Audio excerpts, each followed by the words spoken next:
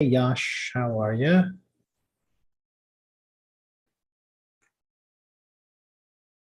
Yash. All right. So, guys, just give me 2 minutes really quick to uh, check and see if we have anybody else coming. And we'll get started in just a moment. Thanks for being patient. Just a minute, guys.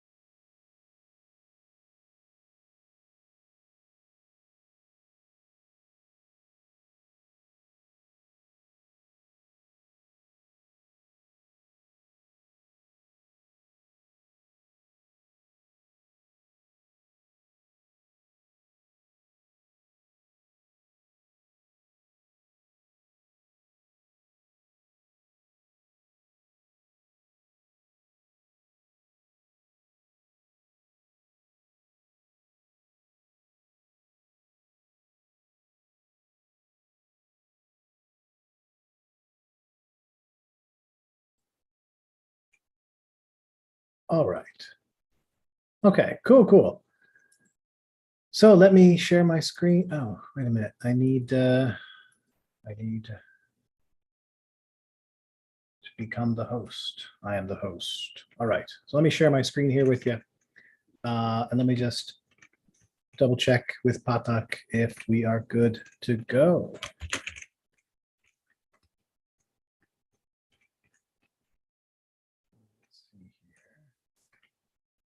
While I'm waiting for confirmation, let me ask my participants. Oh, we've got 4 now.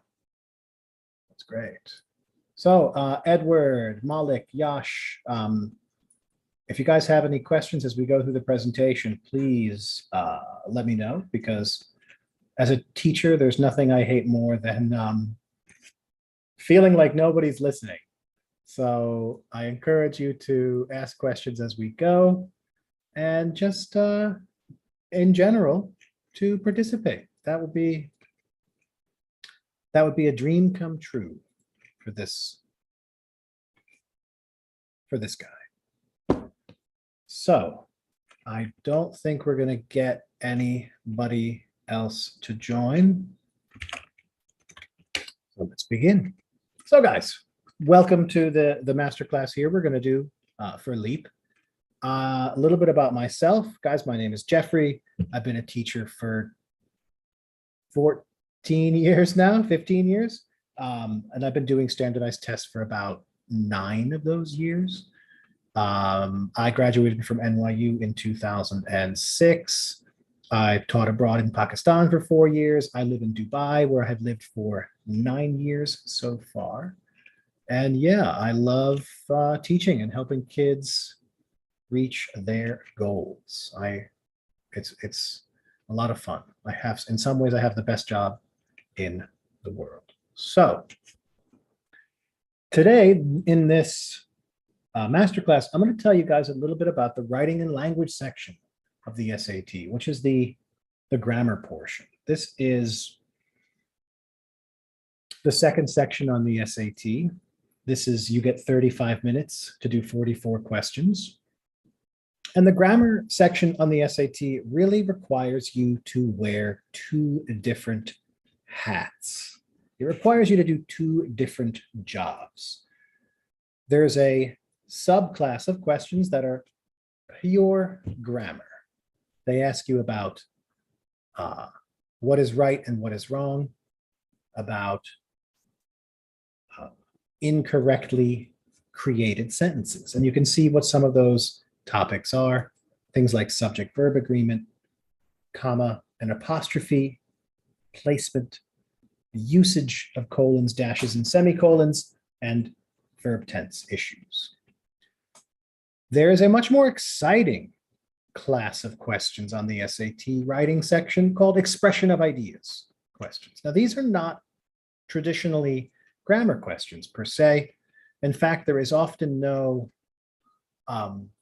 grammatical rule that things are following.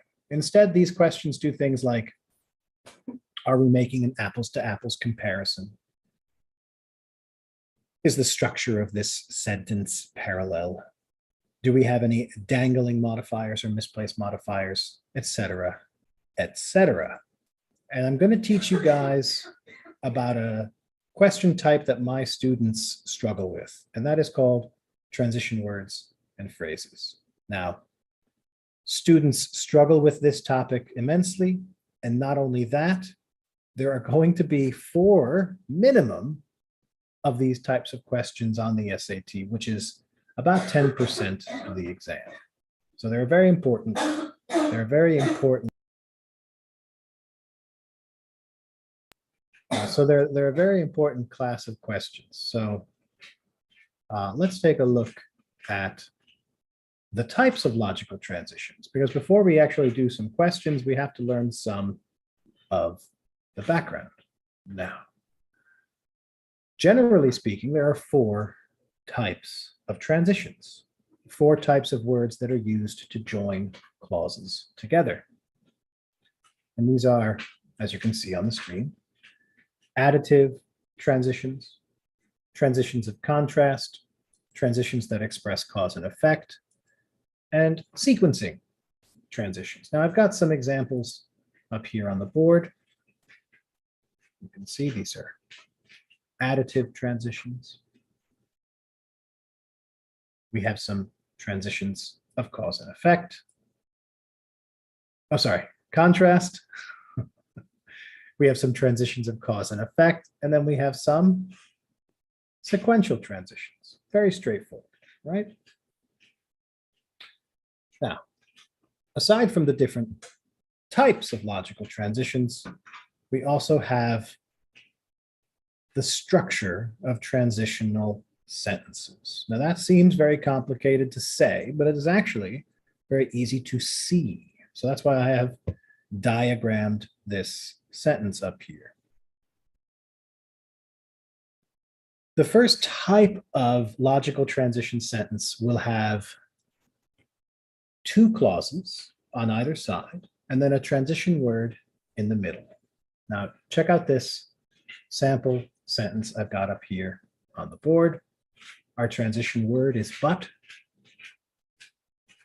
and the clauses that we are joining together are on either side. So you see, I love chocolate ice cream. I don't want to eat it for breakfast. Now, these are 2 contrasting clauses, so we want to join these clauses together with an adversative transition. Easy. So far, so good. Let's take a look at another example. Here, we're using a semicolon and a transition to join 2 clauses. John had a lot of homework to finish. He didn't go out to play with his friends. So we're using a transition of cause and effect to join these ideas. Let's take a look at another example. Here, we have a very interesting sentence. The moon has very little oxygen. It cannot sustain life. The moon cannot sustain life. So we're joining these 2 ideas with an additive transition, but on top of that, we actually have a transition, however, and that transition is joining the previous sentence with a contrasting idea. There is water under the surface. So now we're getting into a little bit more complicated of an aspect of transitions. And this is more about what the SAT is going to do. They're going to almost stack transitional phrases on top of each other. And it will be our job to unpack which clauses are being joined together and the relationship between those clauses. I just want to pause because I always, as a teacher, tend to talk too much. So I want to ask If anybody here has any questions, anyone has any thoughts or anything they want to share.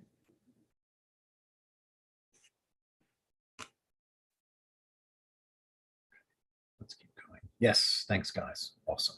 So this is the first structure of logical transitions, and this is the second way that logical transitions can be structured. Rather than have your clauses on either side of the transition word, sometimes you have the transition at the start, and the clauses you are joining come after. So you can see, I have never been to Paris. I have heard it is a very romantic city. These are contrasting ideas, and the transition that joins them is actually at the start of the sentence. Although I have never been to Paris, I have heard that it is a very romantic city.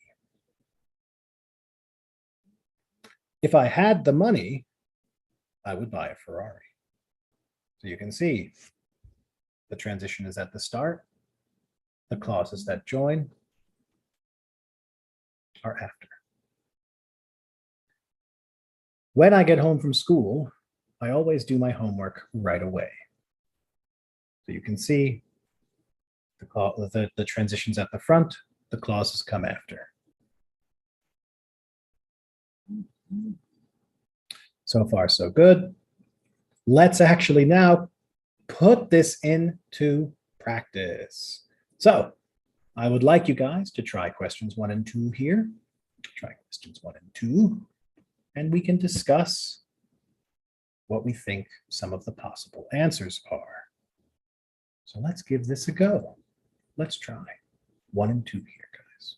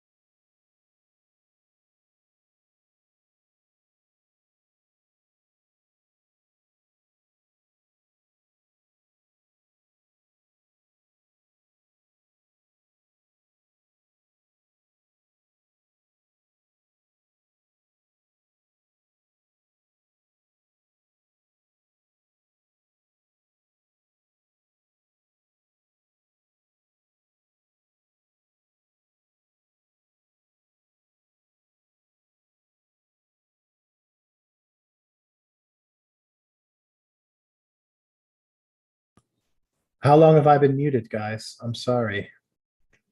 Goodness. I think I muted myself to let you guys try the question. Okay, let me go. Let me go back. So let's do number 1 together, guys. I have put a red box around the transition words you can see here, and, which, whereas, but. I've also underlined in blue the first clause. That may sound crazy. The second clause I'll underline in green. It's the phrase, it's true, it's true, it's true, it's true. So we have to basically find a transition word that will correctly join these. These clauses do not agree with each other, and that's why I can eliminate A, because it uses an additive transition. B uses an explanatory transition, like which, and C and D are both contrasting transitions, but the best answer is D. That may sound crazy, but it's true. Now, I see that everybody gave me a different answer for number 2. So one person said A, one said C, one said D. Did you guys notice that question 2 is asking which which alternative is least accepted? Which one is not correct? Did you guys notice that? Oh. So let's diagram this sentence. So I want you guys to try to follow along here. The word because that I've just circled here in brown, that word is joining. Changes in the gravitational field travel at the speed of light in a vacuum. Because of that fact, the Earth would continue on its orbit around the sun for 8 minutes after the sun ceased to exist. So that structure, guys, I'm going to draw a picture of that structure. That is a transition word at the front, followed by 2 clauses. So far, so good. The word nevertheless, which I'm going to circle here in red, that is joining the previous sentence. Light takes 8 minutes to reach the Earth after leaving the sun. That's going to join that sentence with the main clause in the following sentence. The Earth would continue on its orbit around the sun for a full 8 minutes after the sun ceased to exist. So let's see here. We have light takes 8 minutes to reach the Earth after leaving the sun. The Earth would continue on its orbit around the sun for a full 8 minutes. These ideas are moving in the same direction. So I need some kind of additive transition to join these. And that's why, similarly, furthermore, and what's more are acceptable. And the only one that's not acceptable is nevertheless, because that's a transition of contrast. Very tricky question. Very tricky question. Thoughts, questions, comments, concerns, guys? Edward, no, Malik, you got that one. Congrats, good work. Tough one. All right, let's try a couple more. Let's try 3 and 4 here. I bet I'm gonna get a couple of you with 3. Let's see.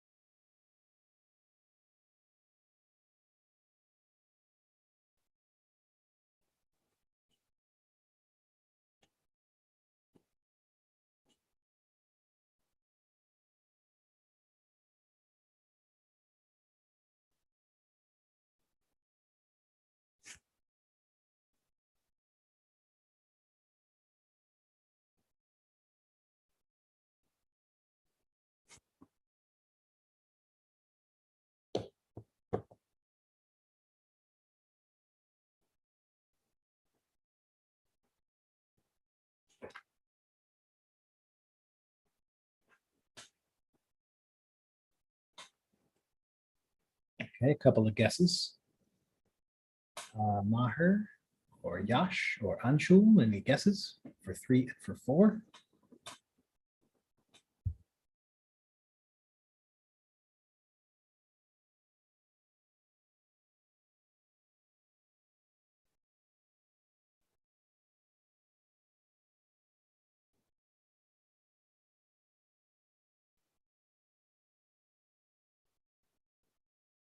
Okay, so we have some healthy debate going on in the chat here. Some people, wow, I can't believe everybody's got different opinions. That's wild.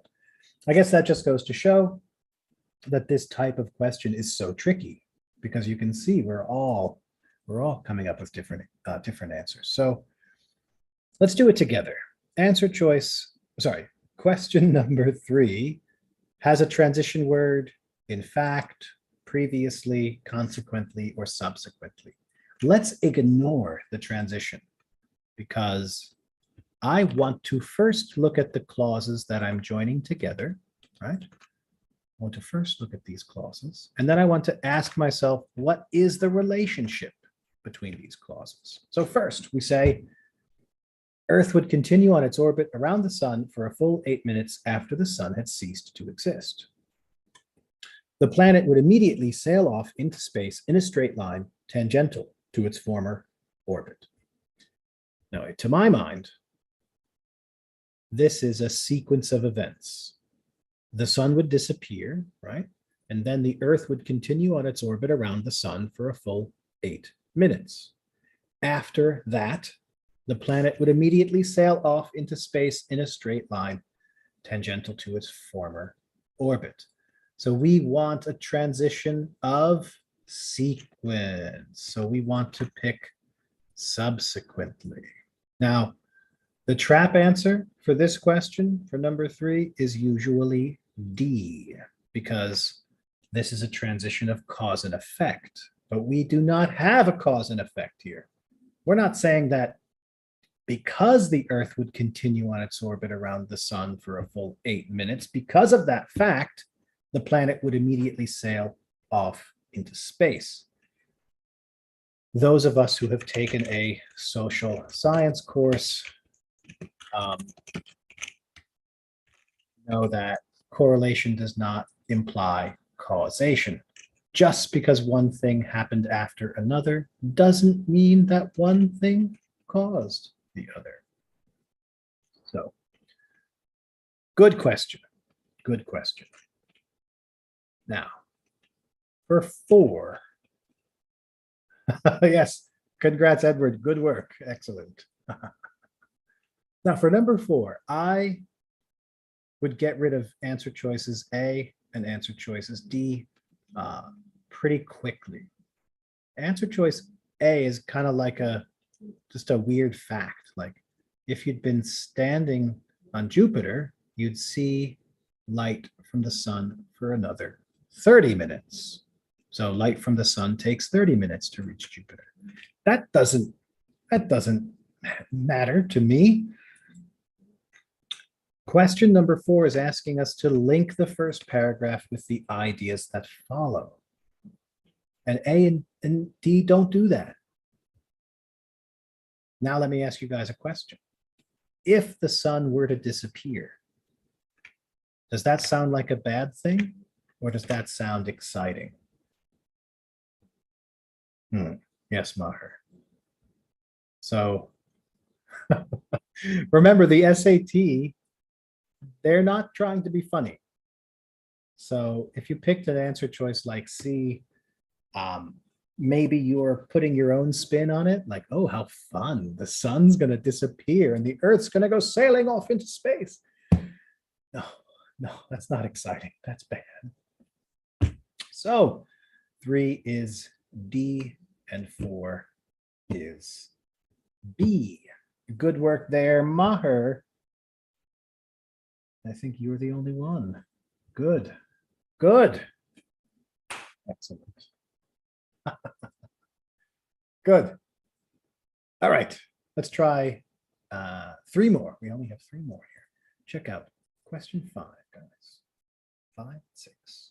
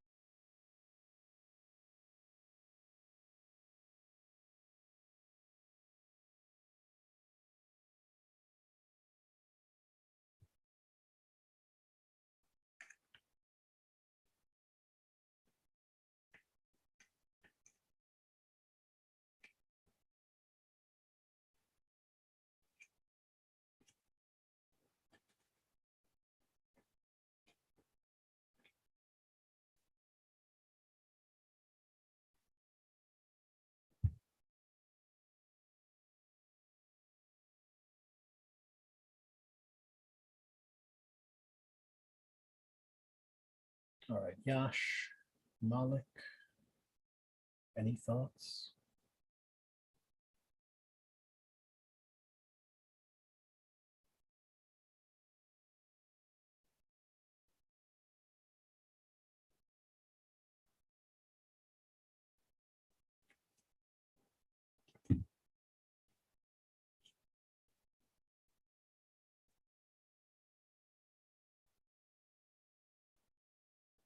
All right. Okay, cool. So number 5, what we have here is a transition at the front of the sentence, and then the clauses that we are joining come after. So we need to join freezing surface temperature. This would not be the end of life on Earth. Now, these are contrasting ideas. So we want to say that despite the freezing surface temperature, this would not be the end of life on Earth. So B, good work. Question 6, our transition word is on the other hand, or be that as it may, in fact, because. It's a good idea to actually ignore the transition word because we don't want it to color our thoughts. We don't want to be swayed, right? So instead, we're just going to look at the clauses that we are joining. What clauses are we joining? We're joining this one here in orange. This would likely not be the end of life on Earth.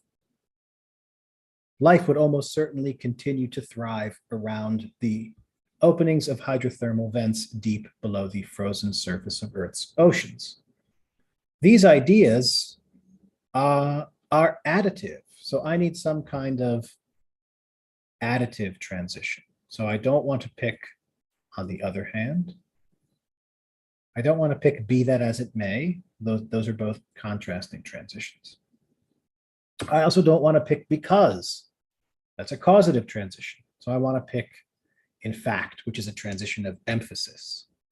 This would not be the end of life on Earth. In fact, life would almost certainly continue to thrive around the openings of hydrothermal vents.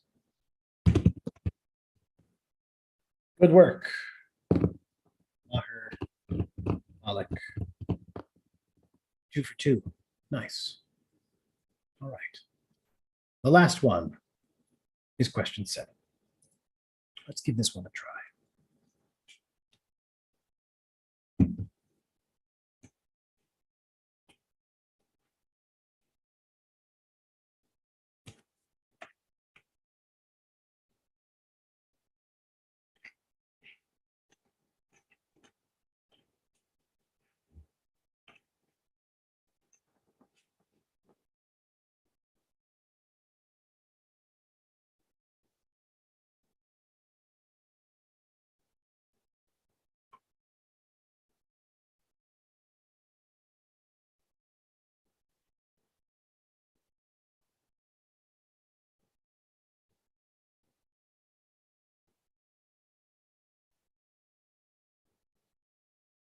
Okay, Malik, thank you.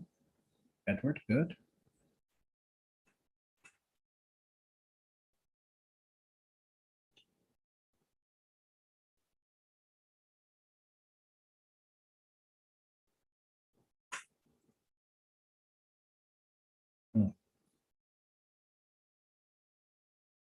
Okay, Maher.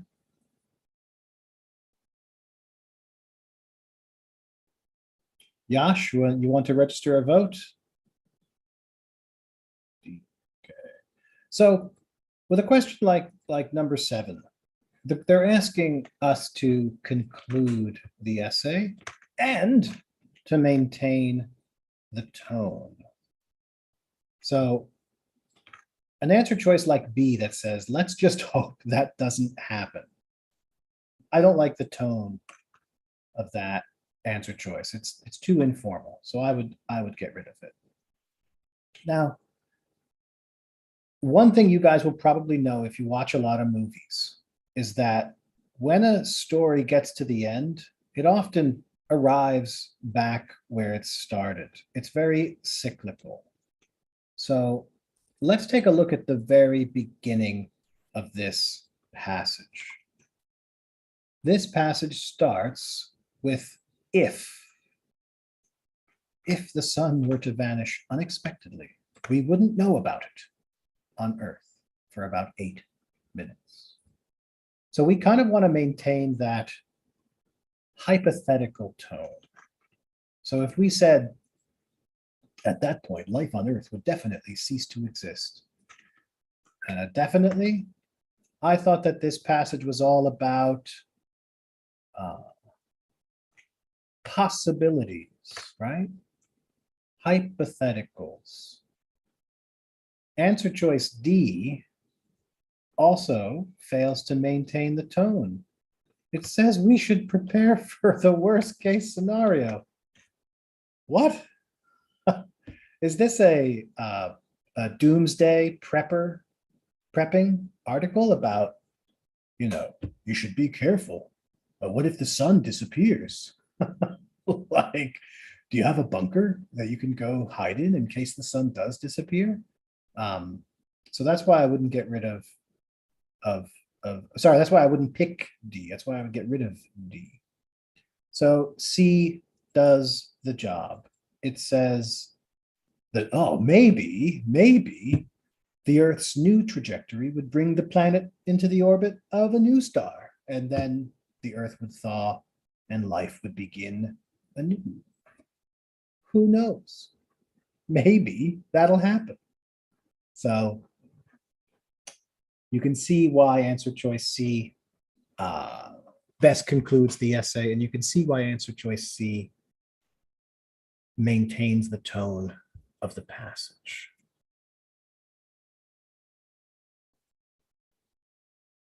All right. So, guys, at this point, I just want to give you guys a little bit of information about LEAP, about the upcoming SAT class that we have that's going to start in 2 days. I'm going to be teaching it. It's going to meet 5 days a week. We also have doubt sessions that you can come and just ask questions. I'll be doing those as well. If you would like to know more, send me a note in the chat, and I will ask someone from the business development team to just let you know, give you more information. I am the teacher. I don't exactly have all of the financials on, on the top of my head. But I'm happy to put you in touch with someone who does have the answers to those questions. Are any of you guys going to take the test in August? Edward, Maher, Malik, Yash? Are you taking the test in August? Yes, next month. Yes, next month. August 27th. Okay. I hope you guys are registered, because I tried to register a few of my students yesterday. Some of my students are in Abu Dhabi, and they had some trouble finding a spot that was open. So make sure that you register. Yes, Malik. Malik, do you already have a spot? Are you already registered? You're registered. Good, good. Done and dusted. Okay, that's good. Good. All right, guys. So yes, some places were full, Malik. That's true. That's true. Awesome. Guys, I think this is a really cool thing that we have. We have a Discord server that we give students access to. I have found that one of the coolest ways to help students prepare for the SAT is to put them in touch with fellow students, because sometimes as a teacher, I can say something 10 times to a student and they just won't listen. And then one of their peers tells them, and the students are like, oh yeah, what a great idea. I should do that. And I'm like, but I said that. Anyway, you know how it goes. Yeah, Malik, I can send you the Discord link. You just got to shoot me your email or your phone number, and I will have someone reach out.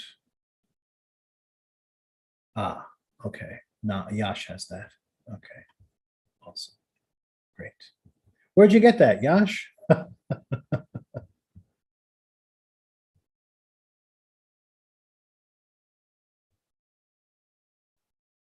Ah, you were in the maths webinar. Okay. Well, good. I'm glad you came back. That's good. All right, guys. Thanks very much for your time today.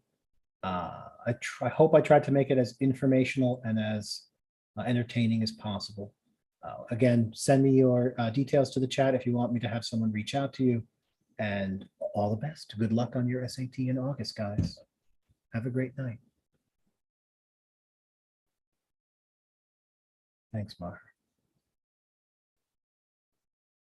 Thanks, Ed. Bye, Malik. Thank you. Thank you. I'm glad to hear that.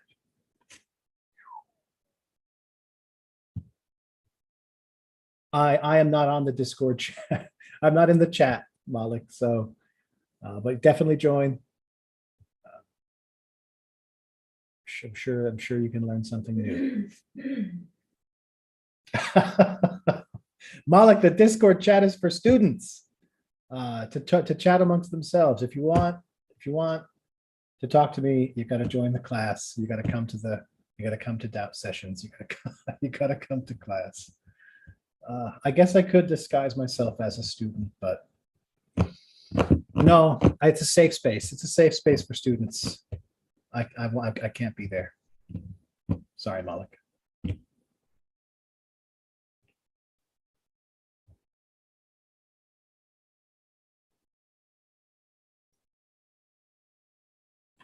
All right, Malik. Have a great night. Thanks.